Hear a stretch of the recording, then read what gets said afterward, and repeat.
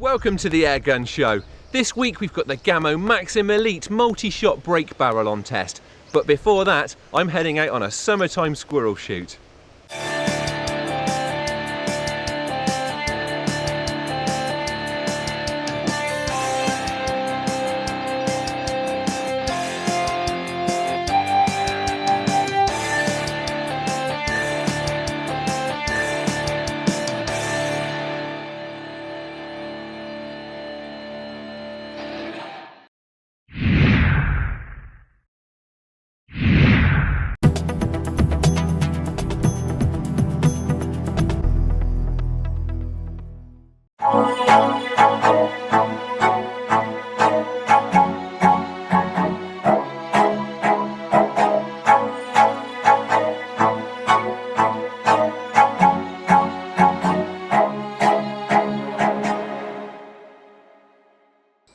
Well, on a lovely sunny morning, and I'm using what I reckon is one of the best methods for bringing grey squirrels within range of the air rifle, a peanut feeding station. Now, as per usual, I set this station up a few weeks ago, and for the first couple of weeks I didn't shoot it at all. I just kept it fed. It took a while for the squirrels to get onto it, but then once one or two started to feed here, the activity that they were causing drew in more and more squirrels to the point that the feed was going down very quickly. That was my cue to start shooting it. Now, the great thing about this method at this time of year is the fact that the trees now are in more or less full leaf, and you really can't see squirrels up in the treetops. But by using a feeding station like this, you can draw them down out into the open and get those really clear shots over predetermined distances. I've already had one short session here just to see how many squirrels were about, and I did manage to bag a couple. Now, the setup that I've got here is a very simple net hide, less than 20 metres from the feeding station. In fact, the squirrels that I had last time were so bold that I'm not even bothering with a head net today. I've got my peaked hat on just to cast a bit of shade over my face, stop it from catching the sun too much, but I think that's going to be adequate concealment. The only concern I did have here is that the back of the hide's a little bit open. I've got a tree trunk behind me, but I was just a little bit worried about being silhouetted when I move. So I could have put another net hide, or rather another net, up at the back, just to create a bit of darkness there, but what I've done instead is ram in a load of old fallen branches, and that just creates a backdrop that should mask my movements, and that should be perfectly adequate for what we need today. You may have noticed that there's a bit of bumping going on in the background at times today. Now, there's a cabin in the woods here, and it sounds like there's some renovations being done on it. Now, it is making a bit of a noise, but to be perfectly honest, they're not making any more noise than Nikki and I are, and it could actually help to mask some of the sounds that we're making.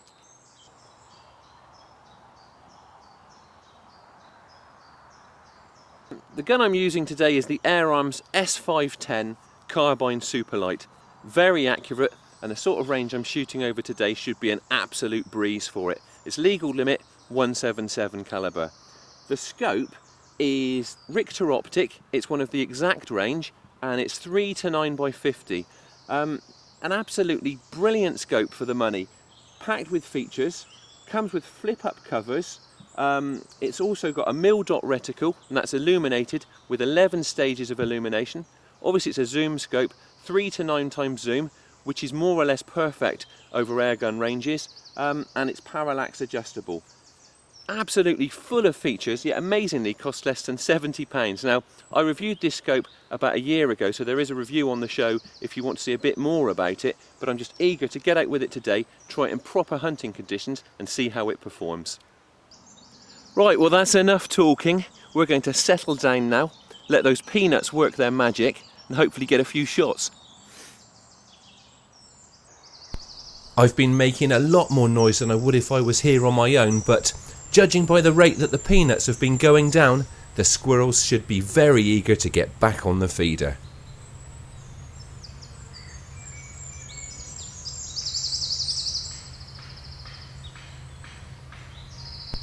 The constant banging noise coming from the works on the cabin is a slight concern, but sure enough, it takes more than a bit of hammering to keep the bushy-tails away from the peanuts.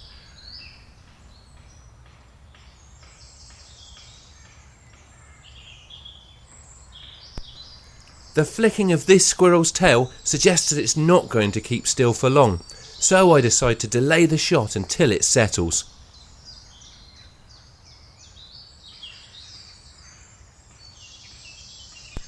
The squirrel is less fidgety now that it has a peanut, but it's still not offering me the shot I want, so I'm going to bide my time just a little longer. It's unlikely to go far now because it has a taste for the bait.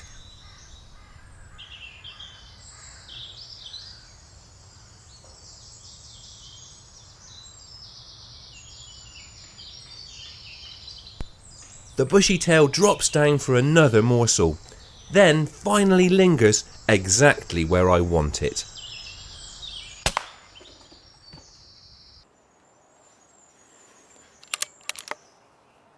Well, that one actually came up from the ground. Now, I could see it was quite twitchy, so I let it take a peanut.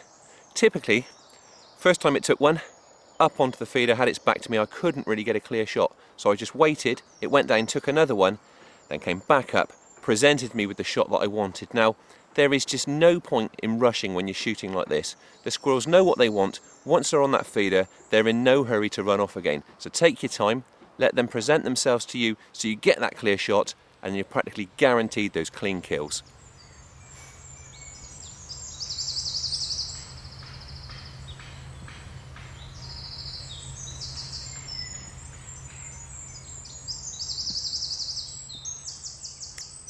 And not long after that first arrival, we've got another visitor coming to investigate the feeder.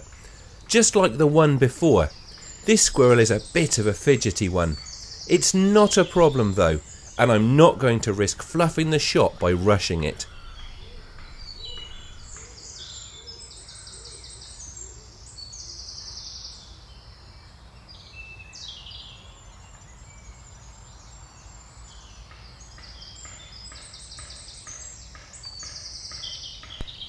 At last, the squirrel takes a peanut and settles to feed.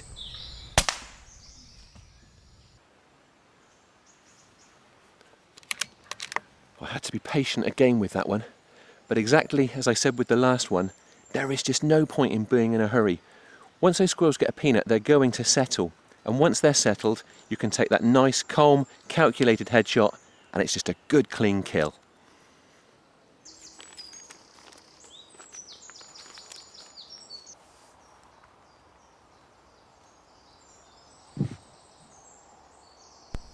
This session is really hotting up now, and squirrel number 3 soon homes in on the feeder.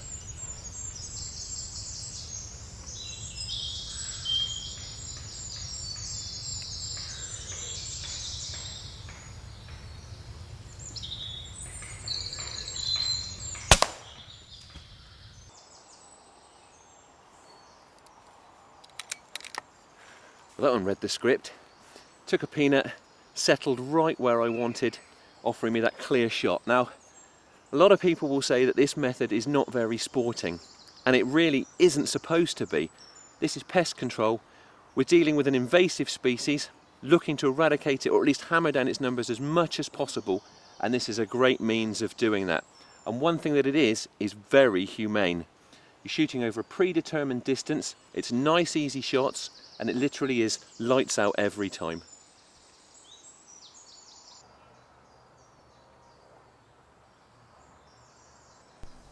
After a hectic start, there's a noticeable lull in the action, but I don't have to wait too long before there's more activity at the feeder.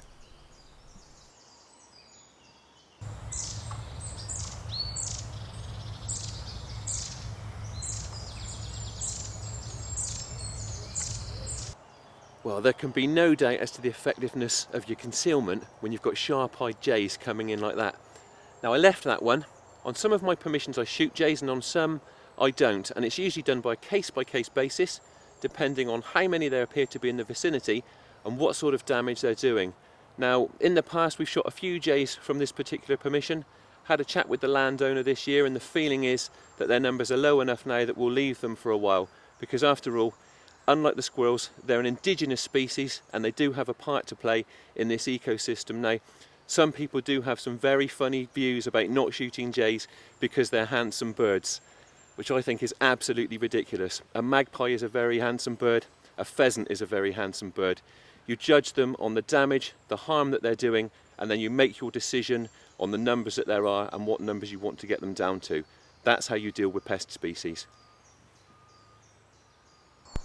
And, keeping with the theme of pest species, we soon have another squirrel showing an interest in the feeder.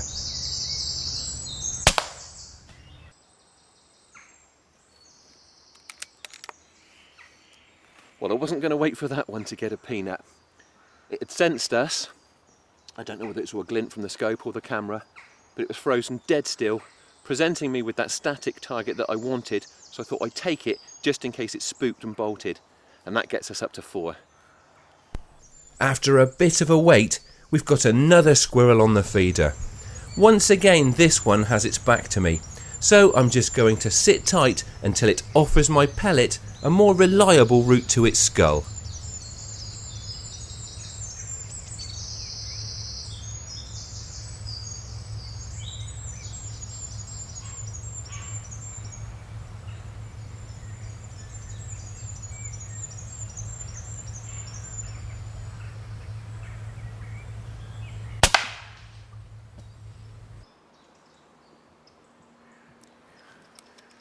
Well, I had to bide my time again with that one. There was a point at which I could probably have threaded a pellet through to the back of its head, but I decided to sit it out and I eventually got that shot that I wanted and it dropped like a stone. We're going to make that the last one. Now this is a short pre-work session, so we both need to get away, but although it's been a short session, it's also been a very effective one, and there are now 5 less squirrels here than when we turned up. So what I'm going to do now is refill the feeder, because I'm convinced that there are plenty more squirrels to be had here, and I'll be back again tomorrow.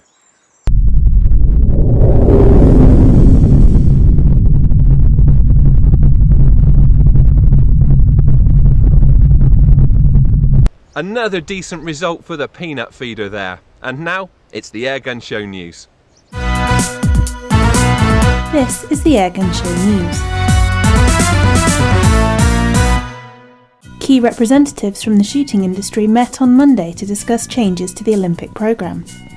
The ISSF wants to set up 2 new mixed-team airgun events, replacing the men-only prone rifle and pistol shoots. But widespread opposition to these plans led the ISSF to call a summit, attended by the shooting industry's great and good. There will then be an emergency ISSF meeting to discuss the changes later this month. An ISSF spokesperson said, "Many shooting businesses and individuals will have a vested interest in maintaining the status quo, but that is not in the best long-term interests of the sport." BASC and the Game Fair have joined forces. The UK's biggest shooting organisation will be the fair's official partner, ensuring the event has a strong shooting and field sports emphasis. Don't forget, all BASC members can go to the Game Fair absolutely free. Get yourself down to Hatfield House on the 28th to the 30th of July. Book your tickets now at thegamefair.org. Airgun Shooter issue 97 is out now. This new-look, feature-packed magazine contains everything you need to know for a summer of airgunning. There's a guide to picking the right airgun for you, tips on improving accuracy, and corvid control with Matt Manning. Plus, we find out more about the discipline of bell target shooting, and there's the chance to win an Umarex Beretta CX4 Storm, as reviewed on the Airgun Show. Get Airgun Shooter in good newsagents or visit myfavouritemagazines.co.uk. And finally, Grey Squirrel culling is in the news.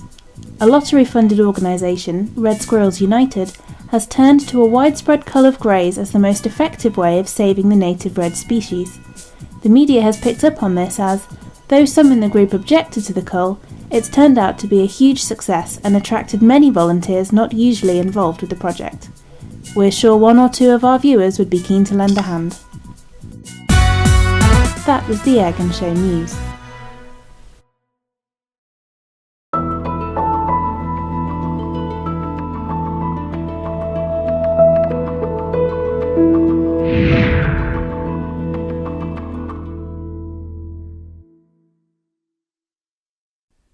I've been looking forwards to getting my hands on this airgun since I first clapped eyes on it. It's the Gamo Maxxim Elite Multishot.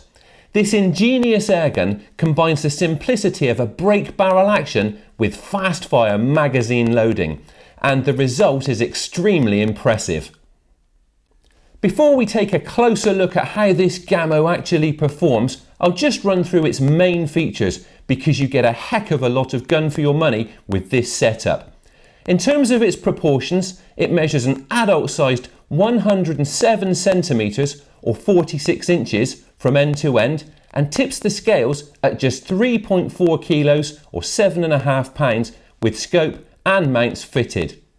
The Maxum Elite is cradled in a very nice ambidextrous beech stock. There's a long forend to accommodate a variety of different holds, and the grooved rubber inserts make for a really comfortable grip. The pistol grip sets you up well enough for the trigger, but I reckon it would benefit from having just slightly more of a rake to it. There are panels of checkering on either side. They look tidy and feel very comfortable in the palm. At the back of the stock, the rubber recoil pad helps to dampen what little felt recoil there is from the firing cycle. The synthetic cheek piece is adjustable, and that's a feature I really like. Simply slacken off the locking screws with the supplied tool and you can shift it up and down to achieve perfect eye-scope alignment. Finish and engineering are very good, especially for what I deem as being a relatively affordable airgun package. The scope rails offer plenty of clamping space and even feature an integral damping system to prevent the scope from being shaken. And you get a 3-9x40 telescopic sight included in the package, plus a one-piece mount. The scope is fixed parallax, but it still produces a decent image at close range as long as you keep the magnification wound down. And don't be concerned about the magazine housing getting in the way. It's so close that it's way out of focus and can't be seen at all. The barrel is fully shrouded and incorporates the Whisper Maxim sound moderator. That shroud gives the gun a really purposeful look, and it's grooved to provide additional grip when you're cocking the gun. As far as silencing goes, it does help to hush down muzzle crack, although there is still a bit of a snap to it. The adjustable two-stage CAT trigger system is surprisingly good. The blade is gently curved and has a nice, wide, flat face to it. From the box, this one had a relatively short first stage, but a very positive, crisp second stage, so I didn't bother messing about with it. There's a manual safety catch right in front of the trigger. It's a bit too close to the trigger for my liking, but it does its job. You push it back to make the gun safe and then nudge it forwards when you want to shoot. Of course, the Maxim Elite's real standout feature is its multi-shot firing system, which is clear to see just above the breech. There is some play in the housing, but don't be alarmed, it's supposed to have some movement. The system runs a 10-shot rotary magazine, and the gun is supplied with 2. To remove the magazine, simply press the rear button to release it and it pulls straight out. To load it up, you push pellets in from the rear, nose first, turning the inner cassette to expose the next chamber as you go. Once it's full, simply push it back into the housing and you're ready to go. The system works brilliantly, cycling the magazine and loading the next pellet as you go through the cocking stroke.